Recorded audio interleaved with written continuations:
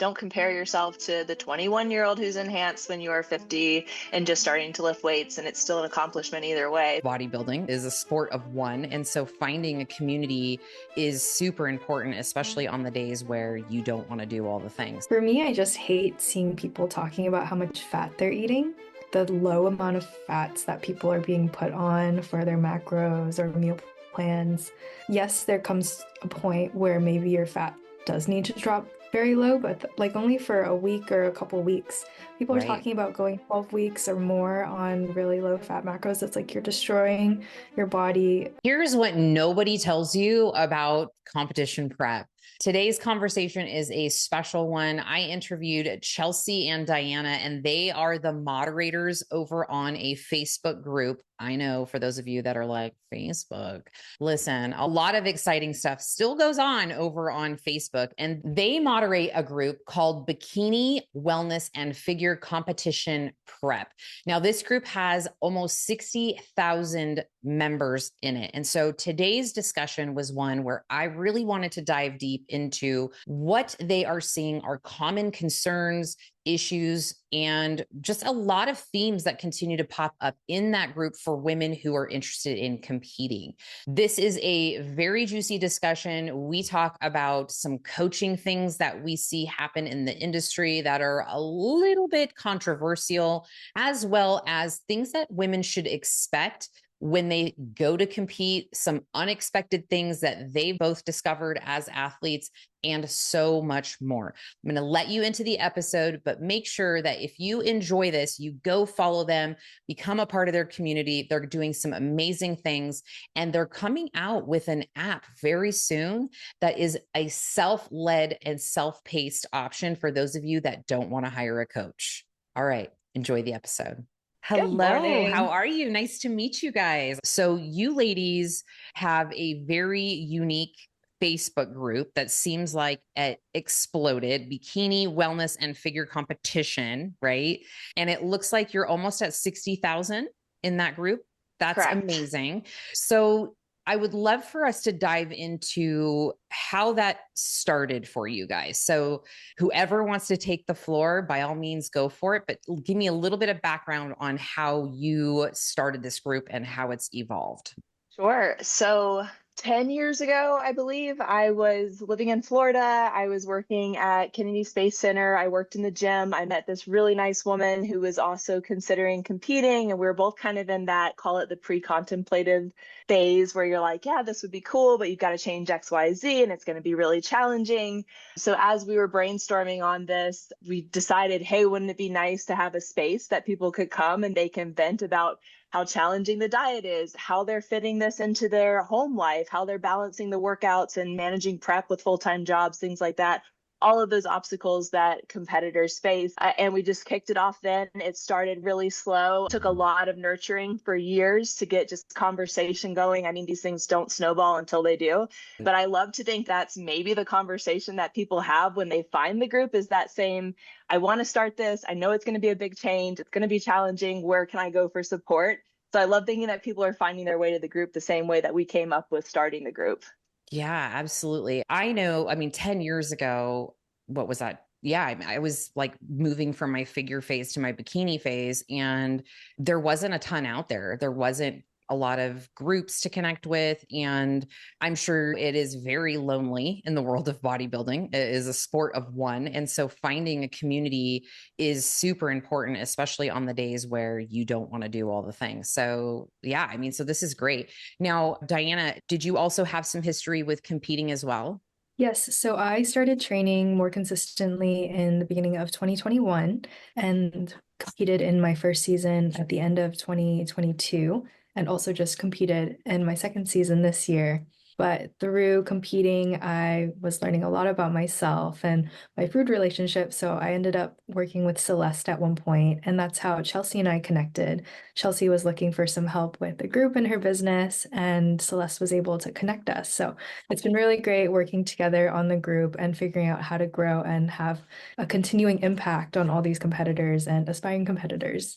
Absolutely. I think it's important because we've been through it to be able to connect with women and see the different challenges that they're facing. And I think for me, a lot of my mission with the podcast when I started it almost 4 years ago, which is kind of crazy, is really educating women on the process. And I oftentimes say, I know my podcast probably sounds like I'm trying to talk you out of it, but it's really to give you an indication of how intricate this process is. And if you want to be good at it and do it for many years to come, you really have to be aware of the challenges that come with it so you can have some longevity in it, right? It's I feel like honest. it's I multifaceted because uh-huh. you're showing people the impact and the intricacies of the sport, which could sound like you're talking them out of it, but you're also making other people feel less alone. Because, yeah, sometimes it does suck, but Yeah. if you can see other people that are going through the same thing, it's okay. Maybe it's not so bad and I'm not so lonely. Exactly. It does foster that sense of like community, commiserating, and all the things. So it's super important. I know I have a Facebook group too, not nearly the size of your Facebook group. However, I do see how much there is a need for women, especially in like very rural or remote areas of the world where they don't have a community or they don't have anybody to relate to in their own personal lives, how they value that group. And to me, it's incredible because there's women all over the world connecting and they build these friendships and it's quite So cool. fascinating. I love every part of that. I love that you have a big emphasis on education too. When we were getting Mhm. ready for this, I went on your website and the amount of resources that you've come up with for helping educate people is amazing. And that's been a big thing with Diana coming on board is we've been able to really amplify the here are the freebies to get you started and get people just on the right track so they're not spinning their wheels Right. for a year. So I love that you're doing that. And it's the same vibe. Like we're really trying to give that community, but also a realistic sense of education for what you're getting into. Correct. And I think it's important, especially when there's so much information out there and experience shares, I feel like are very helpful for people. And so I share a lot of, and I'm sure you ladies do too, is sharing my own personal experiences, but not isolating to them, not isolating it to this is just how it is. This was my experience. And these clients or these women that I've met have had similar or different experiences and finding the commonalities. So for me personally, I look at it from a wide lens in terms of solving problems in most particularly like the bodybuilding space, because I feel like it's a very underserved market in terms of helping women work through a lot of the challenges that they don't foresee when they start something like a bodybuilding prep, right? It's not everybody, but a lot of people for sure.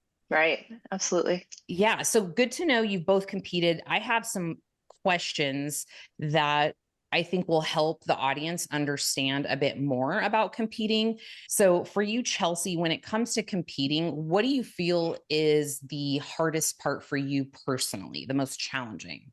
It would depend on which time I competed. Every prep is different, right? Right? Yeah. Yes. The first time I ever competed was probably 7 years ago, and I actually did figure, which is hilarious now looking back on because I am way too small for figure.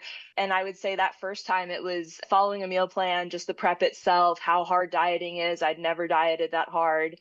So that was really challenging. I did wellness about 4 years ago, which was a whole different beast. And I took it less seriously. I was just kind of wanted to get on stage again. I wasn't so outcome focused. So that made that Mhm. a little bit easier. And then the last time I competed in 2022, and this is where we come back to sharing those experiences and just being honest, I stayed on the circuit too long.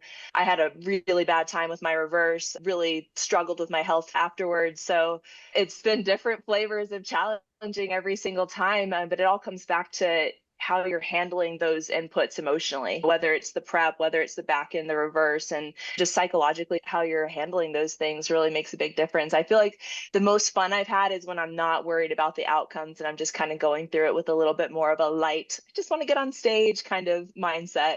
Yeah, the pressure can feel overwhelming. And I know I've seen it time and time again with coaching women in getting women on board who want to do their first show and they get in the trenches and they realize, what did I get myself into?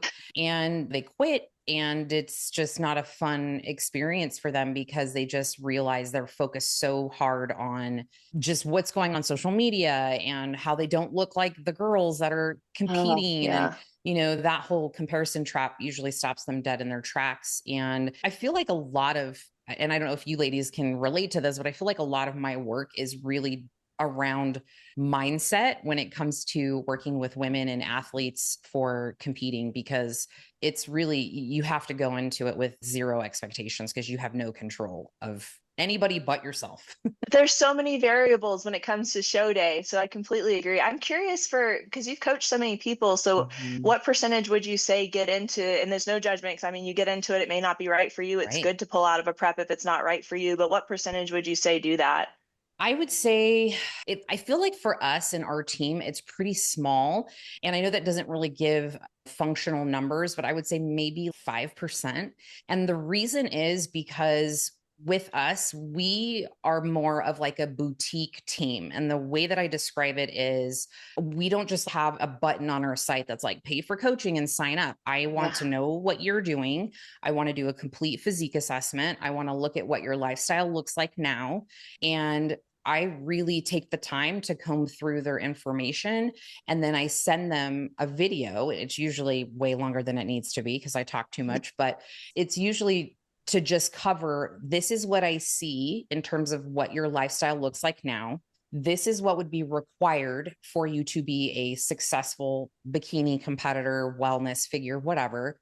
And I can get you there, but understand that this and this I set the stage like before they even hand me money, because I don't want to take your money and then you get invested in this and it's, oh my gosh, I wasn't expecting XYZ. So we do a really good job of setting the stage, like pun intended, when we work with clients, because we spend a lot of time and devote a lot of time to each individual athlete. And that's why we don't have a team of 200, right? Intentionally so. So I think it's important. And that's why I spend so much time and want to talk with women like you who see a lot in terms of educating the public with this whole experience before they slap down some cash to work with a coach.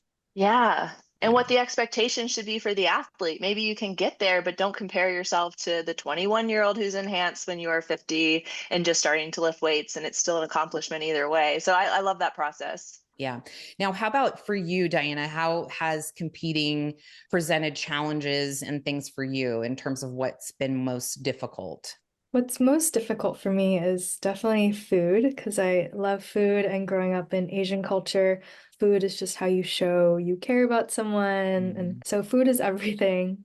So that's been really tough to figure out around, like, how do I balance that with my goals? And that's Yeah. also presented some challenges in my personal life, because then you have to figure out, okay, how do you show up for your people?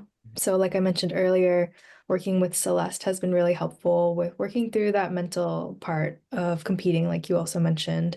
You have to just figure out what your goals are, how you can make everything fit, and how to communicate with people too. I feel like that's a big challenge that people have with competing. And that's what's great about the group, because they do vocalize their challenges and people help them through figuring out how to communicate with others. And also, like Chelsea said, it's nice when you just want to compete and get on stage because you love it and it's fun. You're training for fun.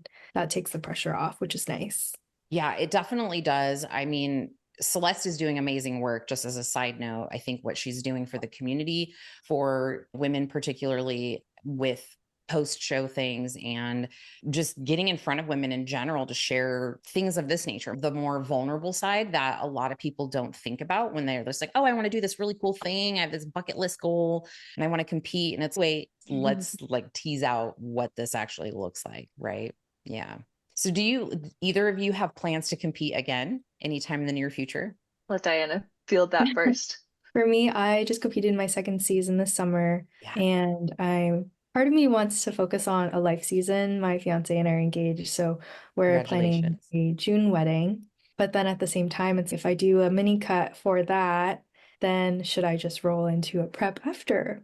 So I don't know, we'll see. But then there's also family planning ideas, just a lot up in the air. Just gonna see how the year plays out. But it wouldn't be bad to step on stage again. I competed for the first time in the OCB division or federation this year, and I thought that was really fun. So there is a big part of me that wants to give that the natural route more of a try and see how well I can do. Yeah, we've actually been getting a lot more interest in women who are wanting to do the OCB or the natural route. We've coached several to stage for natural as well. But I think it's a great option for women and something like the WBFF as well, where they're like not super as stringent as NPC and IFBB in terms of like conditioning and things of that nature. I feel like it's a more healthier route to go if we have to put it in a category. But I think all of it's going to be challenging in some way, shape, or form for somebody who's never done it. Definitely. How about you, Chelsea? Are you competing anytime soon? I wouldn't say soon. I was actually hoping to compete at the end of this year, so I would have been getting on stage around now. I declined going into prep also for life reasons. I own a business that takes up a lot of time. I was traveling a lot for work. I know what that looks like and being in a prep, having done that before, and I didn't want to put myself through that again. So now we're looking at 2025. You can never grow enough, right? Like I'm in bikini now and I can't believe how much size these women who are on the national stage have. And I haven't fully, as much as I love the lifestyle and I love the improvement season like that I could do year after year, but whenever it gets time for prep, I do get pretty outcome focused. If I'm being Mhm. honest, like I haven't quite found a way in my brain to go through that process without making it a really competitive thing. So I want to be better when I get there and I want to keep growing. So if the size is looking right in 2025, that may be when I pull the switch to take a run at it. But right now I don't have any concrete dates. Yeah, I think I resonate a lot with that too. It's really challenging to go into a prep and not be outcome focused. I mean, it's a competition, right? And so our brains are like, okay, competition, got to win, top five, whatever.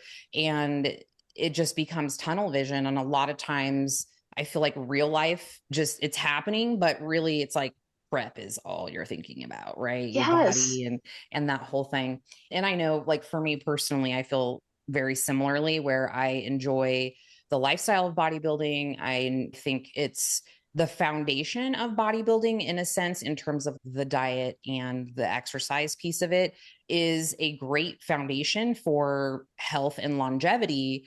However, when you flip the switch to go into prep, it becomes then the extreme version of that. And so it's finding that balance that's always a challenge, at least for me personally. So I Are get it. you aware of the tunnel vision when you're doing it?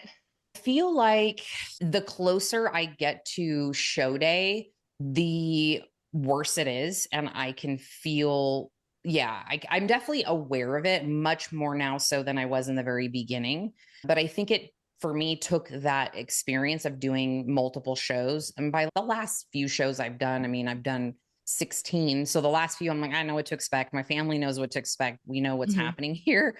But it almost requires for you to be, I want to say, excellent on stage. It almost requires you to have that sort of psycho level of commitment, right? Where you're like, I say no to everything, I protect my energy, and my focus is on working on my weaknesses and just not getting shiny object syndrome. Because if I always tell people, if you're super social, if you have a very social life and you're very extroverted and you want to travel and do all these things, it's probably not the right season for you to go into a contest prep. It's not to say it's never There. possible, but it's probably not the best season for you, right?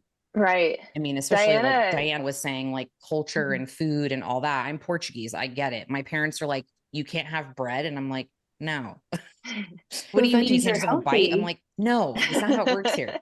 So, yeah. Don't have the best self-awareness around it. Just to share, Diana was going through a prep and we work really closely together. We talk all Mm, the time and I hear her saying like exact phrases I have said before, but hearing it being on the outside in a deep and improvement season, it's been really eye-opening to see like how hard she's working and just it's you have to really dig in. It's wild.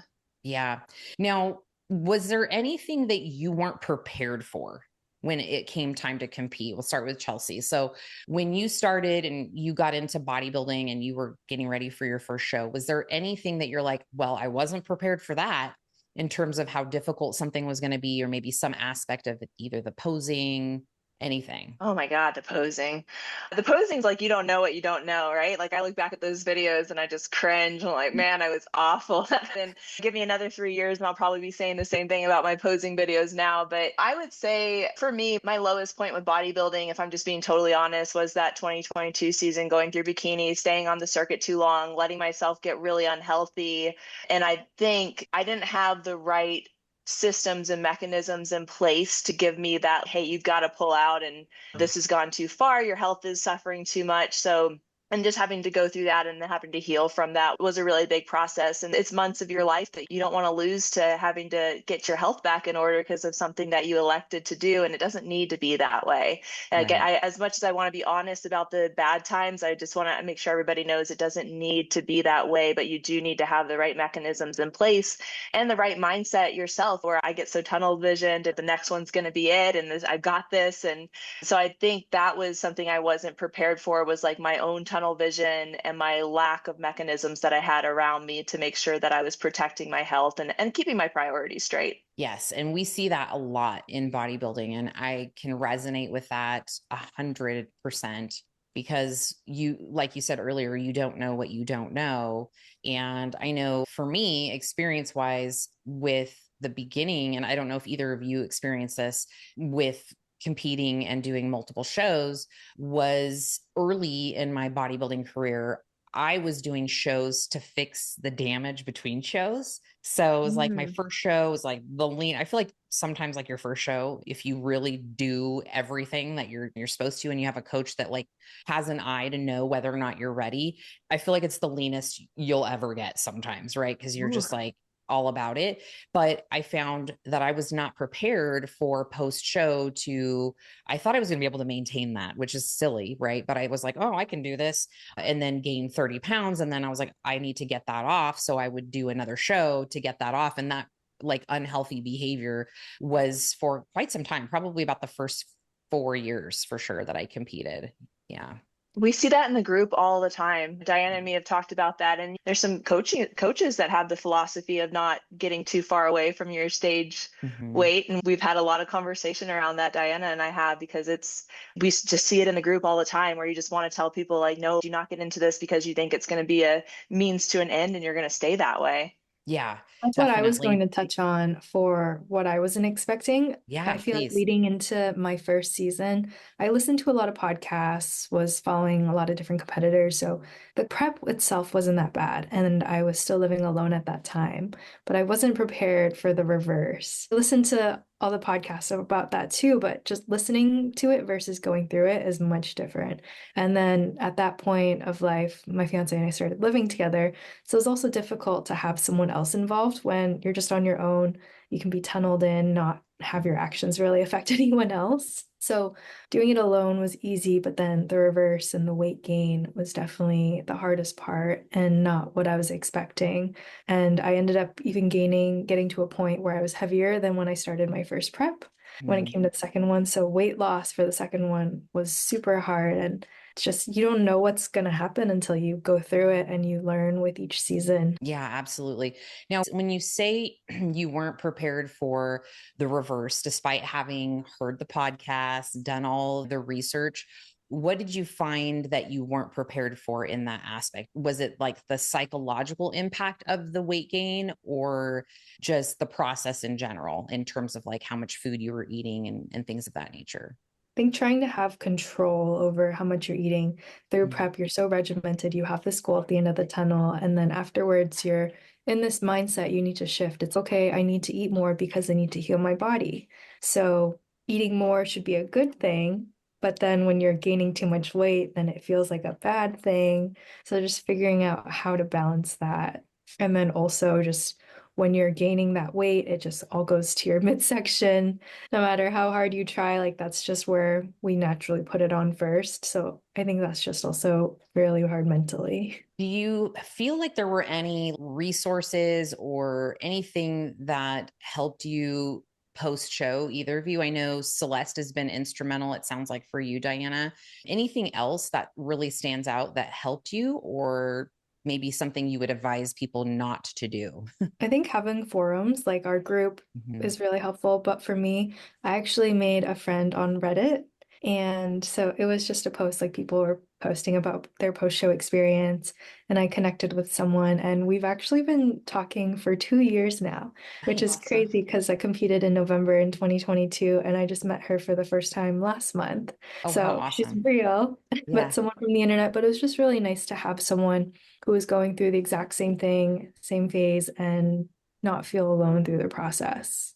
Yeah, super helpful to have somebody who can relate to it for sure. Because family and friends who've never been through it, they're well intentioned and they don't get it, right? Like after you get out of a show, it's probably not the best idea for you to be like having, all of these indulgent treats and sweets and things like that people want to shower you with, which you want inside. You're like, I want to eat all the things, but you know that it's going to end up creating an environment that is not conducive for the future you, right? Yeah. How about you, Chelsea? Celeste is fantastic. Her advice has been really helpful. Finding friends, actual people to communicate with, like Diana mentioned, finding someone on Reddit. I'm amazed at how well I've connected with some of the people that I've met in the group that we will chat, we keep in touch with each other, they check in, I check in. So having that support system from a community that really gets what you're going through is helpful. And for me, the education. I'm coming off of a show and I was having a hard time with binge eating and my hormones were all over the place. So finding resources, which I actually also went to podcasts to find more resources on just what is happening to my body and my brain and what is going on right now. And that was extremely helpful just to understand the mechanisms that are going on at a biological level. And it kind of gives you that sense of, okay, this is not normal now, but it's a thing. It's not just you that's going through it. And there's another side of it. So just keep following what you can for the process and it'll be better at some point. So that education really helped me. Yeah, I agree. I think one thing that a lot of women beat themselves up over, at least I know I did for sure in the beginning, but working with women and hearing it constantly, is after the show, the physiological responses that your body is like trying to tell you because all these check engine lights have been on that you've been ignoring, right? Hey, we're hungry. Hey, we probably need to sleep more. We probably need to recover and we need to get our body fat up. But it's like we silence those for the purpose of the goal. And then once you finish, it's like a flood of responses that your body is just like screaming at you for. And a lot of women just continue to punish themselves because they feel like it shouldn't be happening. I shouldn't be this hungry. I shouldn't be eating this much. And it's really just, I feel like an understanding or actually an education that needs to come from the coach that they're working with in terms of this is normal. Let's like handle it together. Don't punish yourself. Don't be doing more cardio because you ate over what you were supposed to. So that's what I find I'm spending a lot of time really still trying to educate women on. I'd be curious, what do you guys find is a common recurring struggle that comes up in that group since you've been managing that? First, I want to say I really like your phrasing, a flood of responses. I don't think I've heard it phrased like that, and I really like that. For what comes up, I mean, I just to name a couple things. The reverse comes up a lot, how challenging the reverse is, which is what we're talking about now. So I think that makes sense. People just talking about making it fit into their social life, which Diana has a really good points about that. I haven't had quite the same impact that she has with culturally from family and things like that, but we do hear that a lot.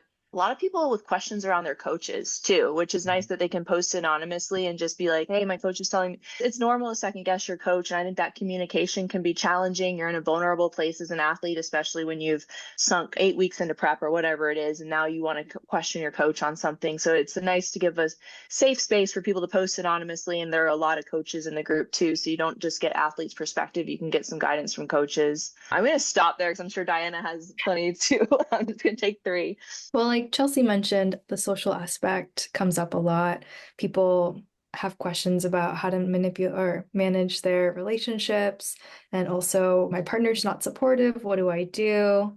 And sometimes you just have to have those conversations and figure out a way through it.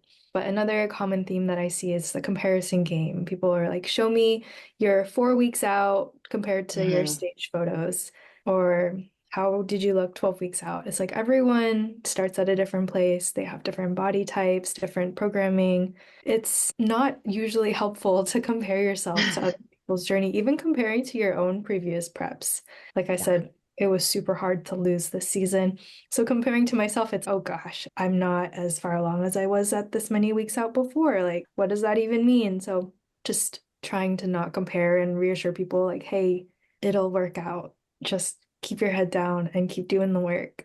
Right. I think the comparison is a huge reason why a lot of women will end up just quitting and they get right before it gets good. I'm like, you quit right before it was getting good. Like, you got to just ignore the noise. One really key piece of advice that I share, probably overly share on the podcast over the last several years, is one strategy that was always a hands down for me. And I oftentimes am like, preach it to my clients, is when you get into prep, if you are following people on social media like Laura Lee Chapados and Francielli and Sydney Gillian, like you follow these Olympians who are winning and you're comparing yourself up against them, that's absolutely insane.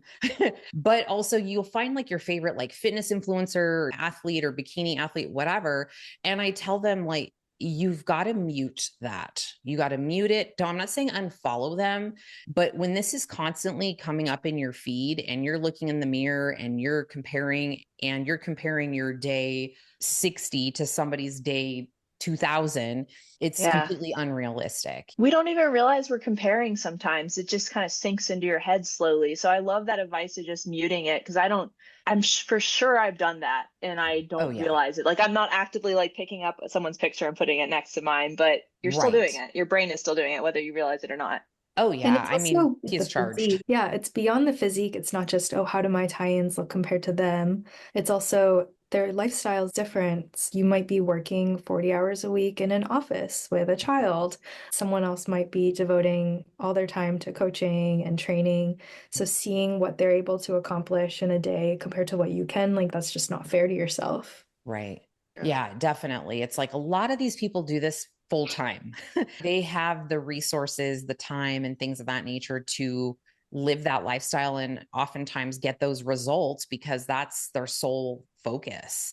And we're over here just being normies, just trying to have like normal lives and look the part, but it takes time. And also just making sure that you understand that is something that they're probably doing full time and making a career out of, for sure. Yeah. Now, I wanted to get into the topic of some interesting things that you still see when it comes to what coaches are doing and you're seeing women discuss. And we are not calling anyone out. We're just saying, and we can speak very generally, what are you shocked that you still see coaches telling athletes? Diana, you want to go first on this one? For me, I just hate seeing people talking about how much fat they're eating. The low amount of fats that people are being put on for their macros or meal plans. Yes, there comes a point where maybe your fat does need to drop very low, but like only for a week or a couple weeks. People are talking about going 12 weeks or more on really low fat macros. It's like you're destroying your body. Whose idea was this? And why is no one giving any pushback? Yes, that is one of my biggest pet peeves as well. And to your point, there is a point in prep where that sometimes for some people, not all, and every person is very different, right? I have some girls that'll do more of almost a keto style approach, but the parameters are they've already have a solid base of muscle. There's some factors that go into that and they can do a keto approach. And then I have some clients the last 4 weeks of prep where we're getting really low and ethically I have a problem with. And also they know that this is temporary and there's refeeds and things of that nature, but it is rampant what you're speaking to. And I oftentimes get clients that come to us and they've been on like 20 grams of fat for 12 weeks or something crazy, even lower. But yeah. And I'm like, how is your brain functioning? How are you making words right now? So yeah, it's definitely a huge one. How about you, Chelsea? The easiest one to pick on is the tilapia and asparagus based meal plan. So I know we can just shake our heads. And so without fail, someone, at least I'd say like monthly, probably more, will say, hey, here's what's going on. And they're giving a breakdown and that's at the top. And I mean, at least a lot of people like know to give some constructive feedback around that. Another one that I see is whenever people are posting their pictures and they're like, I'm 6 weeks out, but the person looks like they're probably a good 24 weeks out.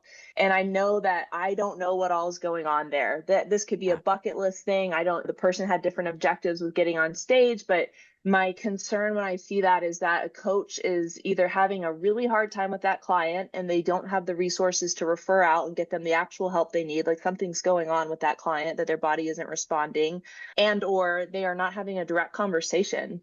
Like that's a tough conversation to have. Like, hey, you're not going to be ready for this show. We need to pull out. Don't get so attached to the date. However you want to word it. I know it's a tough conversation, but I do see that. And I never want someone to go through that whole experience, get on stage, pay the money, invite their friends, and then be disappointed with their outcome. You worked so hard to be here. You should be proud no matter what happens. So that one I take kind of personal when I see, because I don't want to be the one to hop in and say, hey, it's probably more than this. Usually other people will.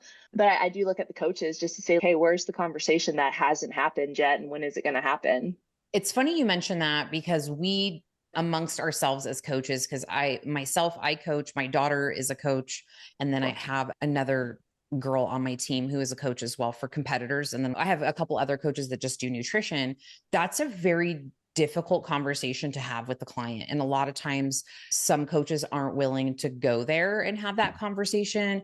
But I agree with you wholeheartedly. And one of the ways that I find I have to have that conversation is when we're going along prep, and you ladies have probably been in that spot where like couple weeks, nothing's changing, right? You're doing all the things, scale's not really doing much, and you start to kind of get a little bit of a freak out. And I will oftentimes, you have to have a conversation with that client, especially if they have this expectation that they're going to win or they want to take top 5 or something like that. And my coaching conversation tends to sound something like, okay, so here's our date. This is where we're at. What are your expectations out of this show? And we discuss it ahead of time. And like you said, we have had clients that have bucket list goals. And I will very plainly say to them, if this is a bucket list goal and you have zero attachment to the outcome, I am here to support that decision. And I'm 100% on board. We will make it happen. You'll get that bucket list photo and checked off the list. However, if you're telling me that you want to look like you should be a top 5 athlete, we need to reevaluate the timeline, because I don't see that we're going to get there at the rate we're going, right? It's just very straightforward, but you have to do that. Like the client is paying you for a result. That's how I think about it. You're paying me to get your result. What result do you want? You know, I'm going to support either one. And then there's coaches who absolutely will not put girls on stage unless they look like they should take home top 3, top 5. And so you really have to understand what you're getting yourself into and really what your coach's style is, I feel like. How does that go so say that somebody did want that top 5 look, and I love that you're not saying top 5, you're saying a top 5 look, because you never know who's going to show up. Exactly. But they were so far off that they're not going to be there. But that's what they want. So do they normally come to the table with kind of an eye-opening moment at that point, or how does that go? I typically have a set point in their prep. I actually can think of 2 women off the top of my head where I've had to have this conversation with. And I generally like to start my clients if we've never prepped a client, at least a 20-week prep. Because you guys know how it is when you get a diet and you get your cardio, if you've been out of prep or whatever, the coach, first of all, has to learn your metabolism and your body and your preferences. And then we have to build in some buffer time for life stuff, right? Life gets lifey, pets die, things happen at work. And so I like to buffer in time. In my world, in a perfect scenario, I have a girl for 30 weeks because we can then reverse before the show. And like my last athlete was eating 300 grams of carbs every day up until her show and doing 0 cardio. But we had to get there, right? I mean, this is my 5th show with her. So I know her body and it takes time. And so when you get a new athlete, and I had one gal in particular who was, I want to say she was like 220 pounds and wanted to compete. And we went through the process and we had to move her show 2 times before I was like, okay, we can do this, because she wasn't feeling like she knew. And then we got to a point where we were about 10 weeks out from that proposed first date, that first show. And I said, look, you're doing great. You've already lost, I think at that point it was like 40 pounds or 50 pounds or something. But you know what athletes at your height come in at around on stage for their first show, and like women who have a lot of muscle, and we're about XYZ pounds off from that. I personally don't feel comfortable trying to push for that before your show date.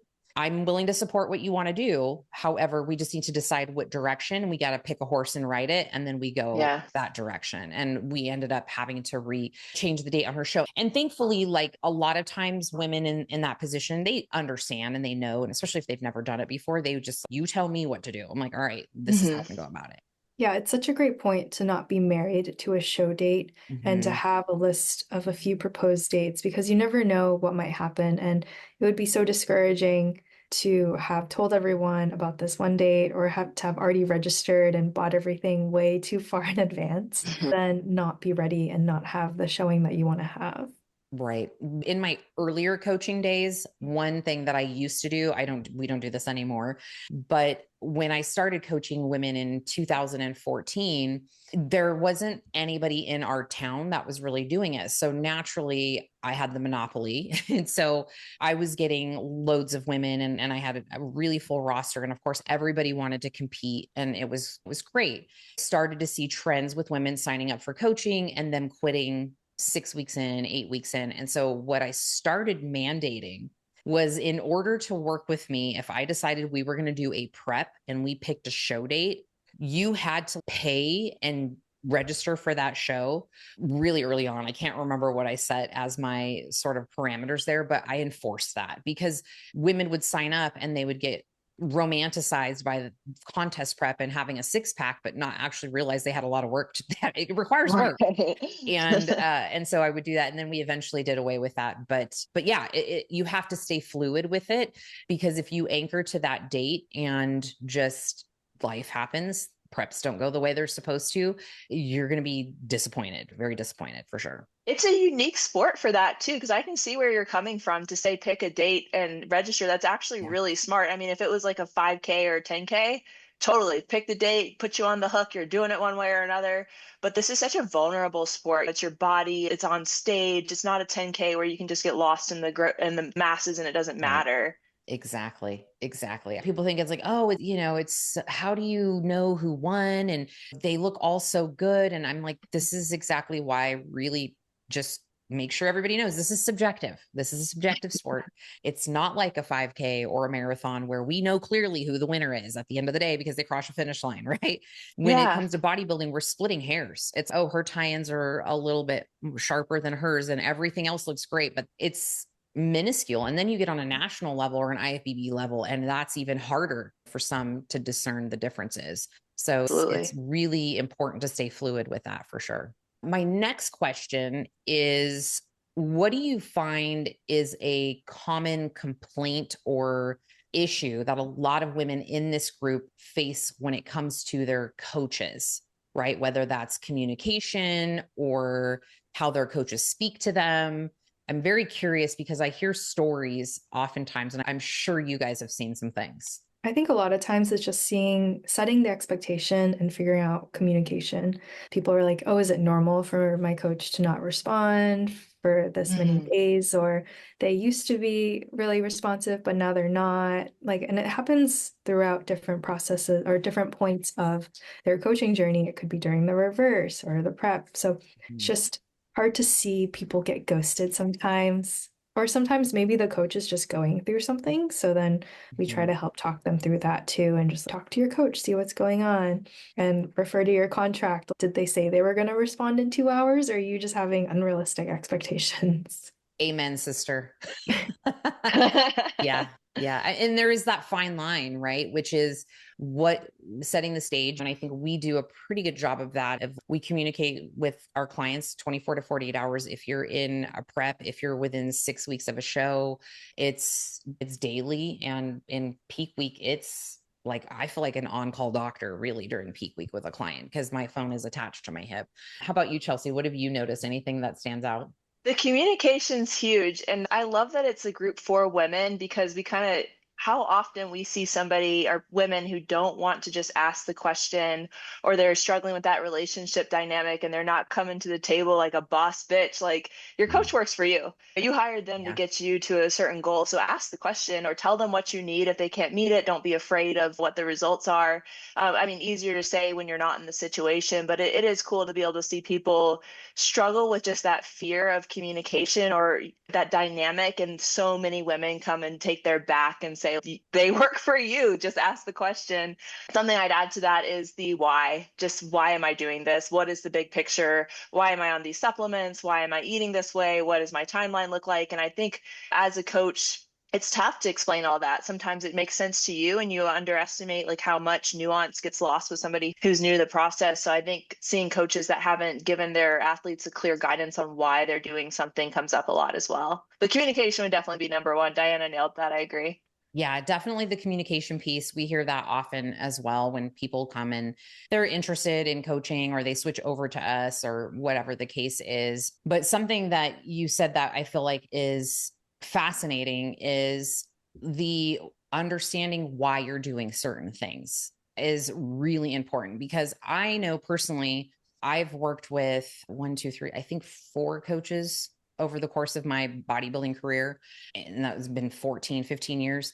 And so they were all male coaches, which is nothing to say about male coaches, but it always felt like when I'm a curious person, right? That's why I have a podcast. I need to know things. I want to know why things happen and I want to know why people do the things that they do. And so for me, especially when it comes to my health and things of that nature, I want to know. And I often got shot down by my male coaches. And I don't want to say it was like a God complex, but it was almost like, how dare you question me? Just do what I'm saying. And I'm like, yo, this is my body. You want me to go It's throw not good for steroids me. in my body? I have questions, you know? And so I feel like what is great and works in essentially in our favor is that a lot of times by the time people reach out to us, they have probably binged my podcast and they're like, no, I already knew this was coming. I watched episode blah, blah, blah. And I heard about reverse dieting or posing and whatnot. So they've already done the research. And I think it's important for coaches, if you're not educating your clients, they're going to go look for that elsewhere. And they need to know that what you're doing makes sense and they have to trust you. And I think creating some kind of body of work so it answers those problems in advance is incredibly helpful, whether it's on a website, frequently asked questions, whether you spend your time on Instagram and you're just answering bodybuilding questions of things that people are curious about. It really sets coaching apart when you feel like the coach is sharing knowledge and not just like gatekeeping, right? Or Yeah. just making you feel stupid. Yeah, I feel like setting that safe space sets the tone for them to be able to trust you and not also to prevent having too many cooks in the kitchen. Because if they can't ask you questions, then they're going to try to ask someone else. And then who knows what they're doing on the behind the scenes that they're not telling you about because they can't feel like they can approach you. Most definitely. And I think it's interesting because I kind of float the line between I'm your bestie who's done it, but I'm also like, I'll put my coach's hat on and have to deliver sometimes things that I don't want to have to in the kindest, most understanding way possible. But that relationship it's an intimate one, at least for us, right? We're asking a lot of questions and questions that you probably don't talk to anybody about, right? Like, Yeah. how often are you pooping? Like, how much are you sleeping? Right? Just a lot of things, because there's a lot of data that's important when it comes to doing a program and figuring out the intricacies of somebody to get them that lean.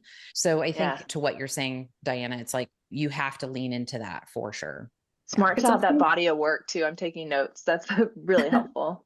Yeah, absolutely. Now, when it comes to contest prep, we're kind of wrapping up a little bit here, so I can be respectful of your time. But when it comes to contest prep and you have women that are curious or interested, I would love to hear each of your sort of suggestions, feedback, and or advice, girlfriend, bestie wise, for somebody who's interested in competing. What would you tell somebody else who is new? I would say watch a lot of YouTube videos and listen to podcasts, join communities, because there is so much information that's out there and available now. It's not like it was before where it's hard to talk to other people For me, I live in New Hampshire, so there isn't that many people around that do bodybuilding. It's been hard to find community, but at least I can find that online.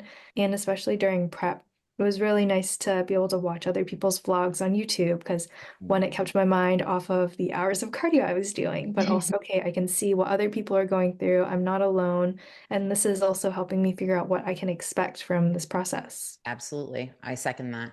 I think getting in touch with a why that is not outcome based. And as much as I've already admitted that I will get hung up on outcome, you have to actually love the process and love what you're building in yourself in terms of the physique that you're coming out with and the character that it takes to grind on a certain habit for that long. And I think if you can dial in on the wins that come from those things and why that matters to you and how the person you want to be on the other side of this to have proven to yourself that you can do something that is so incredibly hard.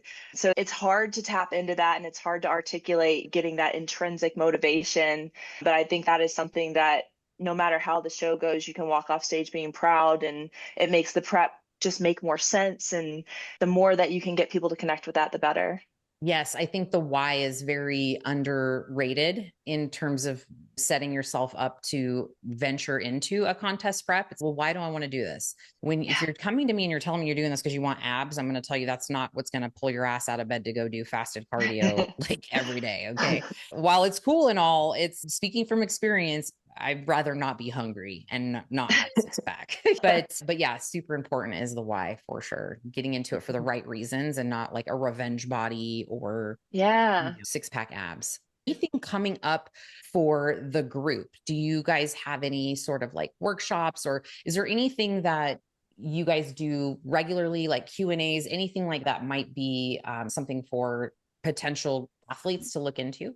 We do have some big things coming up for the group. We are actually in the process of building out an expert catalog with some subject matter experts. We're speaking with an endocrinologist later this week, a registered dietitian, some other experts that are associated with bodybuilding to get very credible resources answering some of the most frequently asked questions. So we'll be sharing some of that in the group, and then we will also be building it into an app.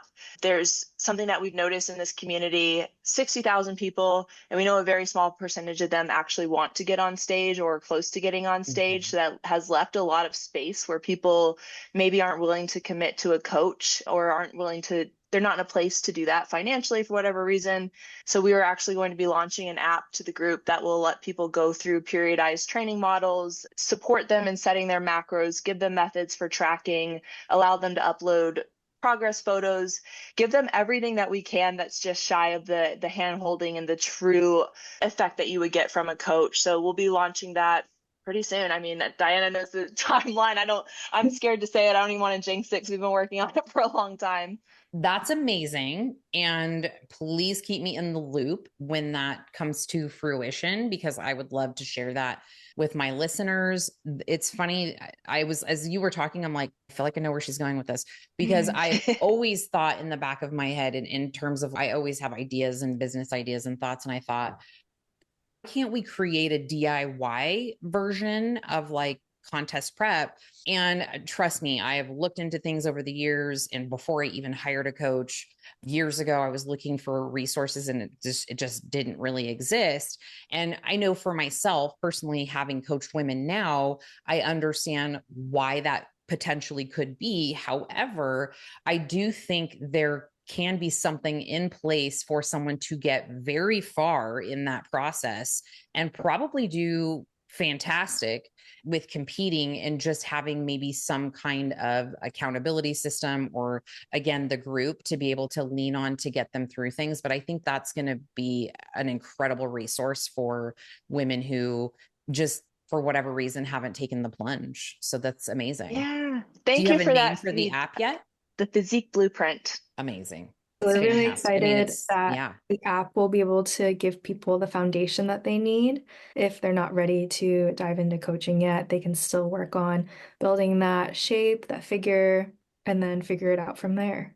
And Wonderful. we'd love your input too. I mean, you obviously have so much work that you've done, and I love that you come up with so many resources and where the white space is, where people really need the help and the frequently asked questions before they even really start the journey. So if you're up for it, we'd love to talk to you offline at some point and get your insights around things just to make it better. I'm 100% down. I would absolutely love that. I think for me right now, the podcast is shifting a little bit of direction in terms of content. I'm always going to be health, fitness, and all that. But I feel like my sort of pivot in this journey of bodybuilding is going to be focused more on how I can be of service to women who are in these white spaces, as you mentioned, where they're struggling with certain things or they're not getting what they're needing from their coaching experience. So they are better prepared, one, for stage and have an excellent experience, because let's be real, it's 1% of the population that ever gets on a bodybuilding stage. So that needs to be celebrated in and of itself. And then two, where my biggest focus and concern usually is the post-show strategy. But the post-show issues are often things that we need to tackle during prep, right? We need to set the foundation for that during prep, before prep, and have people understand what they're potentially going to come up against, so that way they can be prepared for that as best as possible, for sure. Completely agree. Yeah. Yeah. Well, this has been fantastic, and I can't wait to hear more about your app. So anything else you would love to share in terms of thoughts around any of the conversations that we've had today? My big thing to share for what has worked in the group and what has worked, I think, that I see in the community, even when I organically meet other competitors at the gym, because I approach somebody that looks like they may be competing. I appreciate this space and this group and this platform so much for the good vibes environment. These women are obviously very high achieving. I mean, nobody does this that doesn't want to do something very hard and very challenging with their life. So it really attracts a certain type of person. And it's just very special to have so many women who are high achieving and competitive and really big go-getters, but work so seamlessly together and support each other so well. So the good vibes, the only thing I'm so grateful for, and I'm just grateful that we get to be part of this. Yes, we don't like drama here. Good vibes only, because bodybuilding, there can be some drama queens, but we got to keep it positive because it's an intense journey for sure. Mm-hmm. Yeah, we're not trying to be another gym snark. It's great how supportive everyone is, and the group members just want to help each other and contribute their own experiences. And I love that about the community. Yeah. So it's so important for sure. Sharing experiences, not gatekeeping, and being supportive are so like foundational in your bodybuilding journey to actually feel like you want to do this, right? Like it can be something you do more than just once or be a bucket list goal. Otherwise it falls flat and people have really bad experiences, and prep is what it is. It's hard, right? There's the suck, there is the self-doubt, there are all those things, but bodybuilding, competing is like the hardest things multiple times. It's so hard. I wanted to do it so many times, but it's the hardest thing I've ever done in my entire life. And there are important lessons that come with that. And I think it's really my duty and job to share that with other women, because it's doing them a disservice if I'm holding all this stuff in and not sharing. So I'm glad you guys are here to help me in the mission, and you're doing it as well, it sounds like. So it's awesome. Thank you for your podcast and how you show up. You've gotten me through hours of cardio, and then just the hungry times, the challenging times, and the education is really important. So thank you for having us here, and it's an honor to talk to you. We appreciate it. Thank you so much. I appreciate it. Now, you ladies, can you tell our listeners where they can find you, give them all the details on the group and anything else pertinent to connecting with you? Get them, Diana. So I'm most active on Instagram. My handle is Diana_lifts. And then I also had started a vlog this past prep on YouTube, and that's at dlomain. So like lo mein, Chinese dish with the letter D in front of it. Love it. Awesome. Yeah, Diana's YouTube is awesome. She's super honest. She's super vulnerable. If you want to know what you're getting into, like the highs and the lows, Diana lays it all out. So she's done a great job with that. I'm active on Instagram, Chelsea, CHELSEA_kid, KIDD. Of course, the group is called Bikini Wellness and Figure Competition Prep. So put that very long name in, you'll find us on Facebook. I don't know what your listenership is. We are pretty stringent about not letting men into the group unless they are very relevant to the community and can provide value. So I'm not sure if you have a lot of male listeners, but no offense if we decline you. We just want to make sure we're protecting the women in the group. Yeah, absolutely. I mean, my audience is mainly women. I speak to women. Okay. So I think you're in good hands here. And we'll link everything up in the show notes as well. So that way everybody can find you on a quick glance of the show notes and head over to the group and join. So, well, I look forward to hearing more about your endeavors with the platform and the app. And if you need anybody to help out with that and have some input or resource, I would be absolutely excited to do so. So I'm thrilled to see what that ends up bringing to the world of bodybuilding. Honestly, it'll be a great change. And I think it's something that's been missing and definitely needed. So it'll be exciting to see that unfold. I'm really excited for that. Thank you, Diane. We appreciate it. Yeah, absolutely. Well, you guys have been amazing, and I will catch you over in the group. And thank you so much for your time today. Have a great week. All right, you too. Bye-bye. Bye.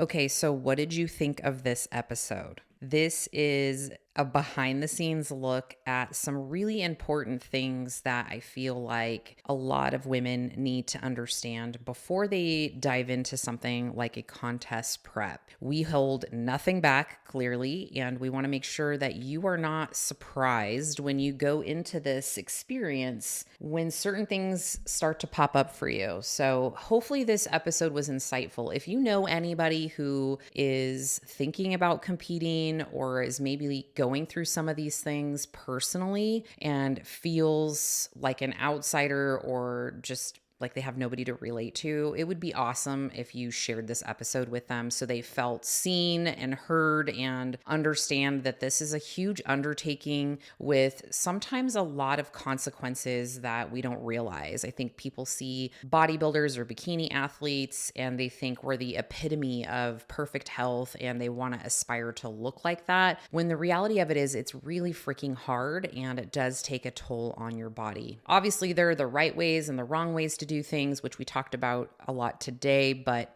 nonetheless, we want you to be armed with knowledge. So if you liked this episode, please make sure to share it with somebody. And if you are interested in competing or working with a coach on your nutrition, even if you have no desire to ever compete, that is something that myself and my team offer. And most definitely all of the information is going to be on bossbitchradio.com. All right, you guys, I love you. Kisses to your forehead, and I'll see you on the next episode.